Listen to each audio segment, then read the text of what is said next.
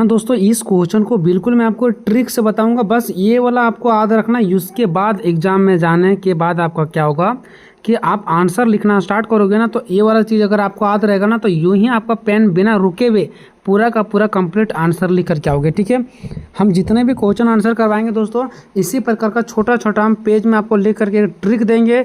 इसी के बेस्ट पर पूरा का पूरा क्या बनेगा दोस्तों, क्वेश्चन का आंसर कंप्लीट हो जाएगा। क्योंकि जब आप 6 से 7 8 क्वेश्चन करके जाओगे एग्जाम सेंटर पे, तो उलझ जाओगे कि किसका आंसर क्या याद किए थे, किसका आंसर क्या था। लेकिन वही ट्रिक के माध्यम से याद करके जाओगे ना, तो कभी नहीं भूलोगे। ठीक है, तो देखिए दोस्तों, ये जो पूरा फैला हुआ एरिया है, ठीक है, ये हमारा मुगल साम्राज्य का। पहले बड़े बड़े राजाओं को बहुत बड़े बड़े दूर तक क्या होता था, कब्जा होता था।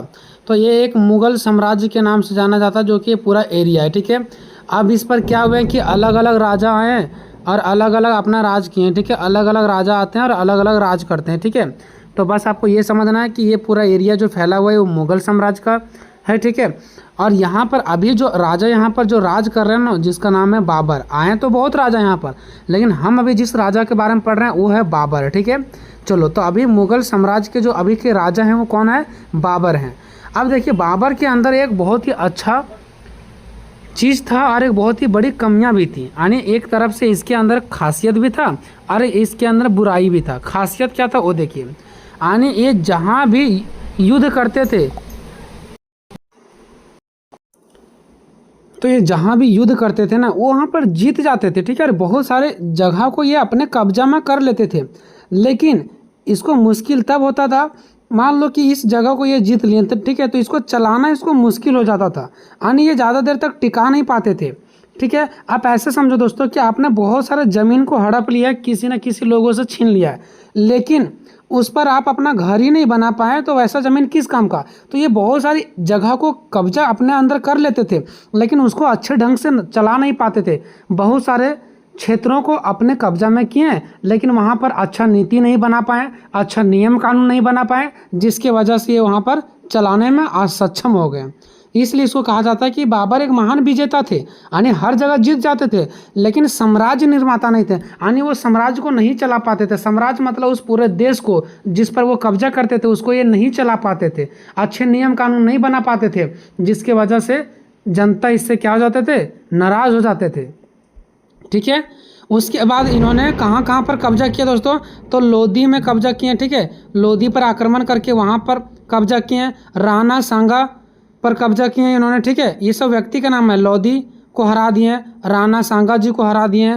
फिर मध्य एशिया में समरकंद को भी हरा दिए और उस एरिया को जीत लिया। मतलब ये तीनों एरिया पर इन्होंने युद्ध किया और तीनों जगहों को इन्होंने क्या कर लिया, जीत लिया।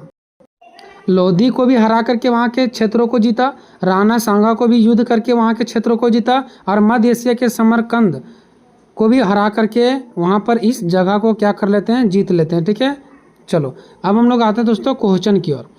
परीक्षण करें कि बाबर एक महान विजेता थे लेकिन साम्राज्य निर्माता नहीं। या तो क्वेश्चन ऐसे दे सकता है दोस्तों कि बाबर का जो साम्राज्य नीति है, या तो कुछ भी दे देगा बाबर के बारे में, और अगर मूल्यांकन करने दे देता है। ठीक है, तो आंसर आपको सेम यही लिखना है। बाबर से रिलेटेड कोई भी क्वेश्चन आ जाए दोस्तों, आंसर आपको ऐसा ही लिखना है। ठीक है, चलो, तो यहाँ पर ये जो मैंने ट्रिक दिया दोस्तों, आप इसको एक पेज में लिख लो और लिख करके रखो और सामने रखो, और ये जो मैंने क्वेश्चन आंसर बता रहे इसको आप पढ़ते जाओ। ठीक है, तो यूं ही आपके दिमाग में सेट हो जाएगा। सबसे पहले भूमिका, जहीरुद्दीन मोहम्मद बाबर, जो बाबर का ही पूरा नाम था, उसी का नाम है पूरा जहीरुद्दीन मोहम्मद बाबर। ठीक है, भारत में मुगल साम्राज्य का संस्थापक था। ये था ना संस्थापक, किसका, इस मुगल साम्राज्य का पूरा का भी चलाने का काम बाबर के ही हाथों में था। ठीक है, इसलिए इतिहास में बाबर को एक महान विजेता माना जाता है। यानी हर एक क्षेत्र पर ये विजय प्राप्त कर जाते थे। ठीक है, क्योंकि उसने बेहद ही कम संसाधन के साथ, यानी बहुत ही कम संसाधन के साथ, यानी बहुत ही कम खर्चों के साथ इन्होंने क्या किया, भारत के शक्तिशाली राज्यों को हराया है। भारत के जो शक्तिशाली राजा है ना, उसको इन्होंने हराया है बहुत ही कम खर्चे में। ये नहीं कि बहुत ज़्यादा सेना इसके पास थी, बहुत ज़्यादा धन दौलत इसके पास था, नहीं, बहुत ही कम चीज़ों में इन्होंने क्या किया, भारत के कई ऐसे महाशक्तिशाली राजा हैं जिसको इन्होंने हरा दिया। लेकिन जब बात आए कब, साम्राज्य निर्माता का, यानी कि इन्होंने बहुत सारे जगहों को तो जीत लिया, लेकिन वहाँ पर क्या वो साम्राज्य का निर्माण कर पाएँ, आगे तक चला पाएँ, तो नहीं चला पाएँ। ठीक है, एक मजबूत और टिकाऊ शासन व्यवस्था बनाने वाले की आती है तो वो बाबर इसमें असफल हो गया। मतलब एक टिकाऊ और मजबूत व्यवस्था नहीं बना पाते हैं। जो भी जगह को जीतते हैं उसको टिका नहीं पाते हैं। क्यों? क्योंकि उसको चला नहीं पाते। जीत तो जाते थे लेकिन चला नहीं पाते थे। सारा समय युद्ध को लड़ने में ही दे देते थे। तो नियम कानून भी बनाने के लिए तो चाहिए ना, तो वो नहीं दे पाते थे। तो बाबर इसमें क्या रहे? असफल रहे। इसलिए इसे बाबर एक महान सैनिक था।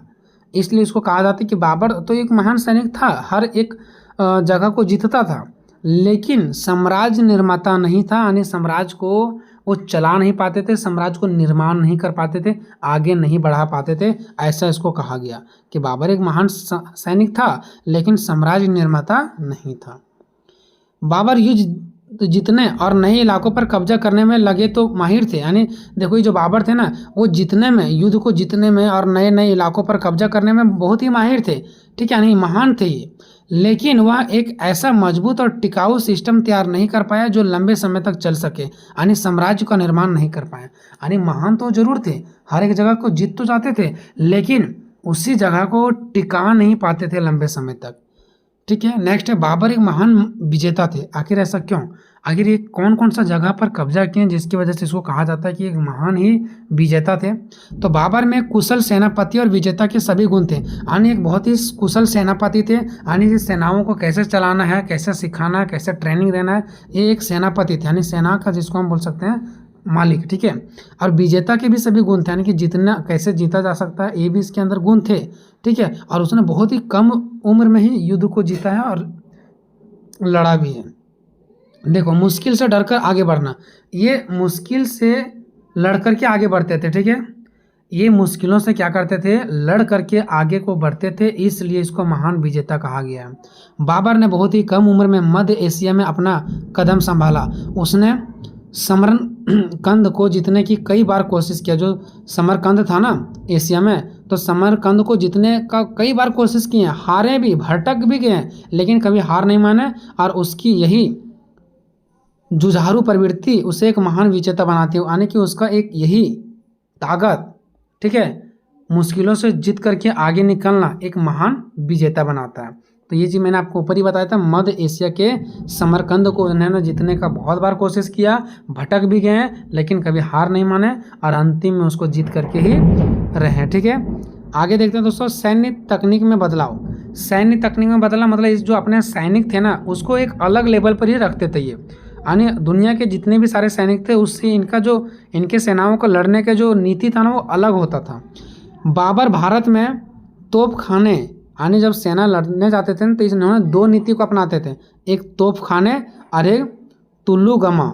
अब ये तोप खाने का मतलब क्या है? इसका मतलब है कि ये सेना के द्वारा बारूद का इस्तेमाल किया करते थे भारी मात्रा में, जिसकी वजह से इसके पास भारी से भारी दुश्मन भी आते थे ना, तो ये बारूद के माध्यम से उड़ा देते थे। तो ये बारूद का इस्तेमाल करते थे, उसी को बोला गया तोप खाने।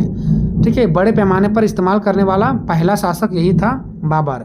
और उसने युद्ध में तुल्लू गामा की भी पद्धति को अपनाया। तुल्लू गामा की पद्धति का मतलब क्या होता है? सेना को चारों तरफ से घेर कर हमला करना। मतलब कोई भी दुश्मन लोग है ना, उस पर अगर हमला करना है तो सेना लोग चारों तरफ से घेर लेते थे। अब दुश्मन कहाँ जाएगा, और हराना पक्का हो जाता था। यानी हमेशा सेना लोग हरा देते थे क्योंकि चारों तरफ से घेर लेते थे। इसी को कहा गया दोस्तों तुल्लू गामा पद्धति। तो ये इसके पास जो सेना का ताकत था ना, वो इन्होंने दो नीति अपनाते थे, तोप खाने और तुल्लू गामा। और ये दोनों नीति को अपना करके ये हर एक बड़े से बड़े राजा को क्या कर देते थे? उसको हरा देते थे, जिसने बड़े बड़े दुश्मनों को भी घुटने टेकने पर मजबूर कर दिया, यानी कि उनको हराने पर मजबूर कर दिया। नेक्स्ट है पानीपत का पहला युद्ध। ठीक है, ये पानीपत का पहला युद्ध क्या, देखो इस युद्ध में बाबर के पास सिर्फ 12,000 से 15,000 ही सैनिक थे। जब पानीपत का युद्ध हुआ था तो इसके पास 12,000 से 15,000 ही सैनिक थे, जबकि लोधी के पास, क्योंकि पानीपत के युद्ध किसके बीच हुआ था, तो हमारे बाबर के बीच हुए थे और लोधी के बीच हुए थे। और जबकि लोधी के पास 1 लाख से भी ज़्यादा सेना थी, फिर भी अपनी बेहतरीन रणनीति के कारण बाबर ने लोधी को हरा दिया और दिल्ली और आगरा जैसे जगहों पर इन्होंने क्या कर लिया? कब्जा कर लिया। ठीक है, इनका देखो हर एक युद्ध को कितना अच्छे और बेहतरीन तरीक़ा से जीत जाते थे, रणनीति बनाते थे गजब का, जो दुनिया वाले सोच भी नहीं सकते थे, लेकिन उसको चला नहीं पाते थे क्योंकि ये युद्ध जीतने में क्या कर रहे थे? समय बर्बाद दे रहे थे। और जो जगह को ये जीत ले रहे थे ना, उसको पीछे से फिर दोबारा ध्यान नहीं देते थे कि वो कैसे चल रहा है, क्या नियम व्यवस्था बनाया जाना चाहिए, है ना, इस सब पर वो ध्यान ही नहीं देते थे। खानवा का युद्ध, ये भी युद्ध जीत जाते हैं। एक शक्तिशाली वहाँ के राजा होते हैं जिसका नाम है राणा सांगा, उसको भी हरा देते हैं। बहुत ही मुश्किल था, यानी उसको हराना बहुत मुश्किल था। बाबर ने अपने सैनिकों में जोश भरा और कहा कि शराब ना पीने की कसम खाया वहाँ के सैनिक लोग, और राणा सांगा की विशाल सेना को पराजित कर दिया।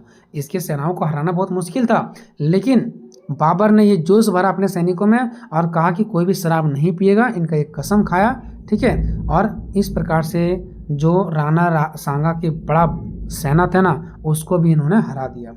लगातार जीत होते गया भारत में, जितने भी सारा उस टाइम और भी तो भारत में उस समय राजा आते थे कि नहीं इस जगह पर हम कब्जा करेंगे या हम कब्जा करेंगे। उसी समय बाबर भी थे, तो हर एक राजाओं को इन्होंने हरा दिया, लेकिन चला नहीं पाए लंबे समय तक। इसके बाद भी लगातार वह युद्ध को जीते गए, यानी भारत आने के बाद उसने लगातार 4 बड़े युद्ध को जीते और उत्तर भारत पर अपना नियंत्रण बना लिया। यानी कि भारत जो भी पूरा दिख रहा है ना, इसके उत्तर भारत पर लगभग पूरा नियंत्रण इसी का था। कोई भी राजा अगर आता भी था यहाँ पर तो उसको ये टिकने नहीं देते थे, ठीक है। हर जगह ये जीत जाते थे।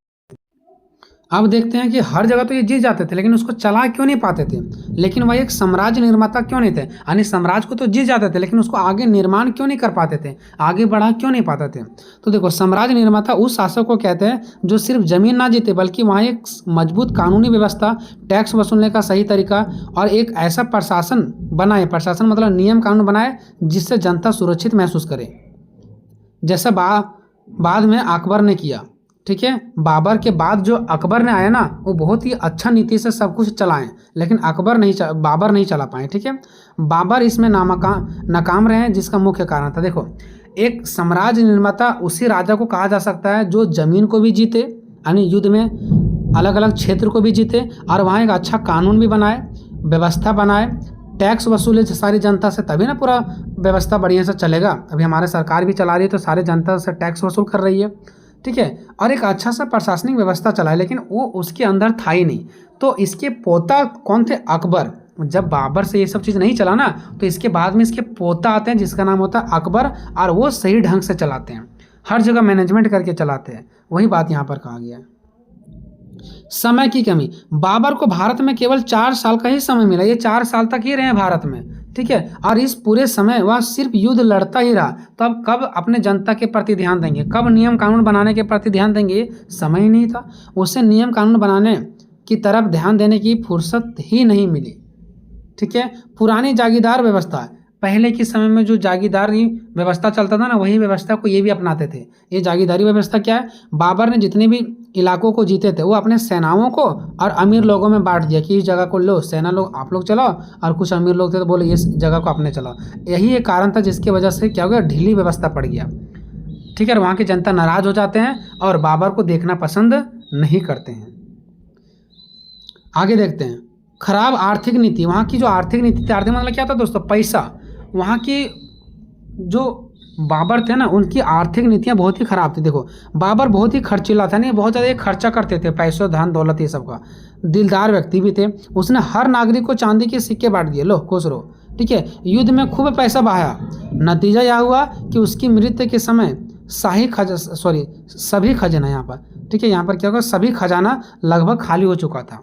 जिस समय जनता का और जहाँ पर जनता का मदद करना चाहिए वहाँ पे नहीं किए। इन्होंने बाद में क्या किया, सारे सिक्के को बांट दिए। और सिर्फ सिक्के बांटने से नहीं होगा, हम सारे लोगों को पैसा ही पैसा दे देंगे तो इससे हमारा व्यवस्था नहीं चलेगा, कानून बनाना पड़ेगा, एक सिस्टम बनाना पड़ता है, ठीक है। तो इन्होंने चांदी के सिक्के बांट दिए, युद्ध में सारा पैसा खत्म कर दिया। उसके बाद ये इसका जब मृत्यु हो जाता है तो लगभग सारा वहाँ का खजाना क्या हो जाता है, खत्म हो जाता है। इसलिए उसको कहा जाता है कि ये साम्राज्य के निर्माता नहीं थे। अगर साम्राज्य के निर्माता होते तो वो खजाना बचा रहता। विजेता और शासक में अंतर, देखो, विजेता और शासक में अंतर नहीं होता है, ठीक है। अगर मान लो कोई भी व्यक्ति कोई जगह को विजय प्राप्त किया, यानी कि जीत प्राप्त किया है, तो उस पर वो अपना शासन भी तो कर सकता है ना, यानी अपना व्यवस्था चला सकता है, नियम कानून बना सकता है। लेकिन इन्होंने अंतर कर दिया, ये विजेता थे लेकिन शासक नहीं बन पा रहे थे। शासक मतलब वहाँ के राजा नहीं बन पा रहे थे, मतलब अच्छा ढंग से व्यवस्था को चला नहीं पा रहे थे। तो ये अंतर हो गया ये दोनों में, यानी जीत रहे थे लेकिन चला नहीं पा रहे थे। तो विजेता और शासक में इन्होंने अंतर कर दिया, ठीक है। कैसे अंतर कर दिया? बाबर एक महान विजेता थे, उसके पास सैनिक पावर भी बहुत ज़्यादा था, लेकिन वह एक महान शासक नहीं थे। शासक उसी को कह सकते हैं जो बढ़िया से सारे व्यवस्था को चलाए, क्योंकि वह नियम कानून पर विशेष ध्यान नहीं देते थे। आते हैं दोस्तों निष्कर्ष पे। निष्कर्ष के तौर पर हम कह सकते हैं कि बाबर ने मुगल साम्राज्य के लिए जमीन और जीत तो इकट्ठा कर लिया, यानी जमीनों को बहुत ज़्यादा जीता, लेकिन वह उससे एक मजबूत इमारत यानी प्रशासनिक ढांचा नहीं बना पाया। यानी कि वह उससे एक मजबूत इमारत मतलब क्या, वहाँ पर उस व्यवस्था को यानी जो इलाका वो क्षेत्र को जीतते थे ना, उसको आगे नहीं बढ़ा पाते थे। इसी को बोला गया कि वो मजबूत इमारत यानी कि प्रशासनिक ढांचा, नियम कानून का ढांचा नहीं बना पाया। वह एक महान योद्धा विजेता थे, जीत जाते थे युद्ध को, जिसने भारत में मुगल का रास्ता खोला। यानी मुगल का रास्ता खोला मतलब दोस्तों ये जो मुगल साम्राज्य है ना, इसका रास्ता खोला, यानी कि और भी बहुत सारे राजा यहाँ पर आए मुगल साम्राज्य के, ठीक है, उसका तो रास्ता खोल दिए, ठीक है। इसके बाद इसके पोता भी यहाँ पर आते हैं, ठीक है, लेकिन ये नहीं चला पाते हैं। इन्होंने मुगल साम्राज्य का रास्ता खोल दिया, लेकिन ये एक सच्चे साम्राज्य निर्माता के रूप में पहचान उसके पोते अकबर को मिली। अगर मैं बोलूँ कि साम्राज्य का निर्माण करने वाला, साम्राज्य को आगे ले जाने वाला, नियम कानून बनाने वाला, तो उसमें से बाबर नहीं थे, बल्कि बाबर के जो पोते थे ना, बाद में जो आए अकबर, उन्होंने जीत हासिल किए और उन्होंने ही बहुत अच्छे ढंग से चलाने का प्रयास किए, जिसने बाबर की जीत हुई ज़मीन पर एक मजबूत और टिकाऊ व्यवस्था खड़ी की। और पहले जो इसके बाबर ने जो ज़मीन को जीता था ना, उस पर इन्होंने क्या किया, मजबूत और टिकाऊ व्यवस्था खड़ी की, अच्छे से नियम कानून बनाए। लेकिन जो बाबर हैं वो नहीं बना पाते हैं, जब इसके पोते आते हैं तब उसी के जीते हुए ज़मीन पर क्या करते हैं, अच्छे से टिकाऊ व्यवस्था खड़े करते हैं। तो क्या दोस्तों मैं जो आपको ट्रिक दे रहा हूँ उससे सारा क्वेश्चन आपके माइंड में सेट हो रहे हैं या नहीं हो रहे हैं, कमेंट में अपना